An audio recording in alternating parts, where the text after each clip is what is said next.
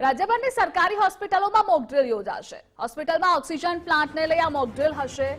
Corona સંદર્ભે હાલ સ્થિતિ ચિંતાજનક ન હોવાનો આરોગ્ય વિભાગનો દાવો છે।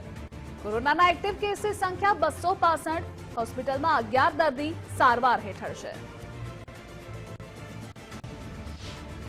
બે મહિનામાં કેસીસનું પ્રમાણ થોડું વધેલું છે, જે આગળના જાન્યુઆરી, ફેબ્રુઆરી, માર્ચ, એપ્રિલની સાપેક્ષની અંદર, પરંતુ આનંદની વાત એ છે કે આ ઓમિક્રોનનું સબલિંગ વેરિયન્ટ છે અને જેના કારણે ખાલી માઇલ્ડ લક્ષણો જોવા મળે છે, મતલબ કે સાદો તાવ, ખાંસી, ગળામાં દુખાવો એવું થોડા સામાન્ય લક્ષણો જોવા મળે છે। એડમિશન રેટ ખૂબ ઓછો છે, એ એક સારી વાત છે। અત્યારે ગુજરાતની અંદર 265 એક્ટિવ કેસીસ છે, જેમાં મુખ્યત્વે અમદાવાદ કોર્પોરેશનના કેસીસનો સમાવેશ થાય છે અને જેમાંથી ફક્ત 11 પેશન્ટોને એડમિટ થવાની જરૂર પડેલી છે। અદરવાઇઝ બાકીના બધા હોમ આઇસોલેશનની અંદર છે।